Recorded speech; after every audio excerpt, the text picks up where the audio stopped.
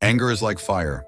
It starts with a small spark, but if we don't control it, it can consume everything in its path, including us.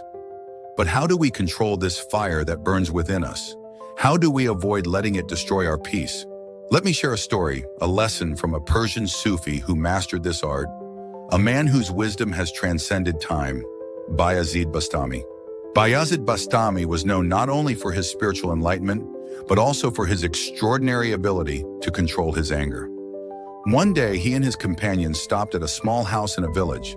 The man who greeted them was humble, poor, and nervous about hosting such esteemed guests. As the host prepared food, he made a series of mistakes.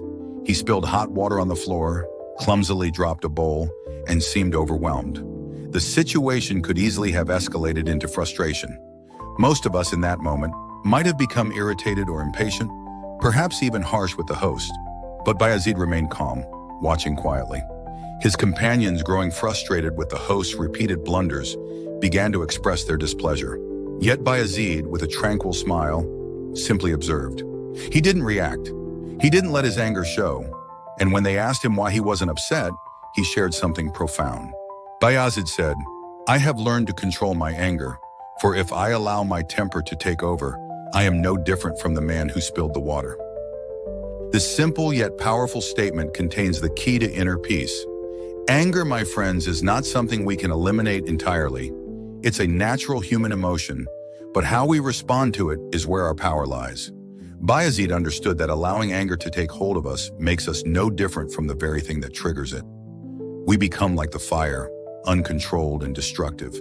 So let me ask you, how many times in your life have you let anger consume you?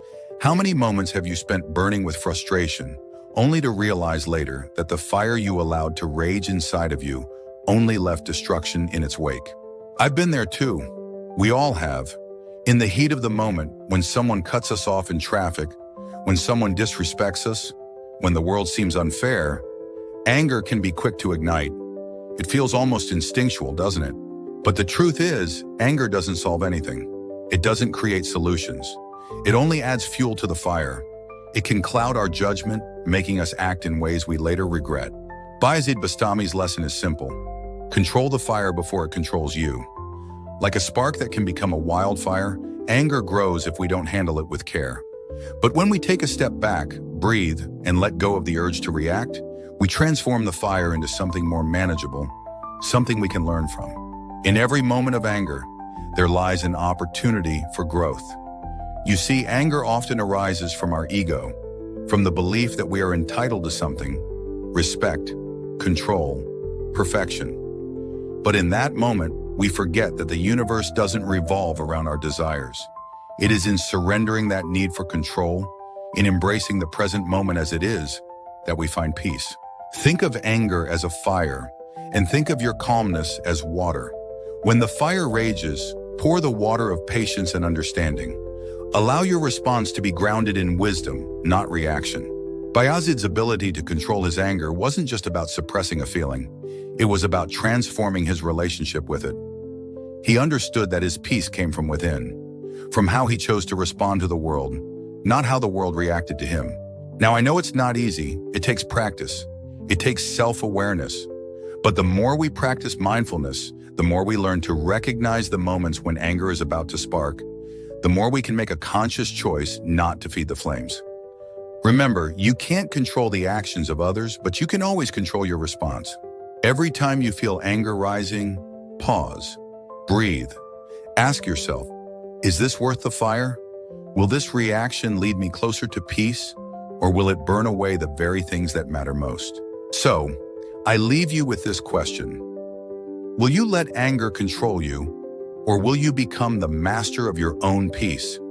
Remember, like fire, anger can be a force for destruction, but when handled with care, it can be transformed into something that warms, enlightens, and strengthens. It all begins with awareness, the awareness of your thoughts and emotions, and the choice to respond with wisdom. Take this wisdom with you today. Reflect, breathe, and when anger comes, remember, anger is fire. You hold the water to put it out.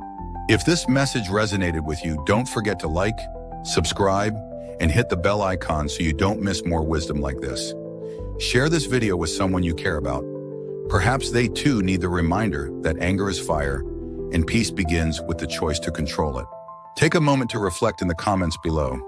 How do you handle your anger? Have you found ways to transform it into peace? I'd love to hear your thoughts. Stay peaceful, stay mindful. Until next time.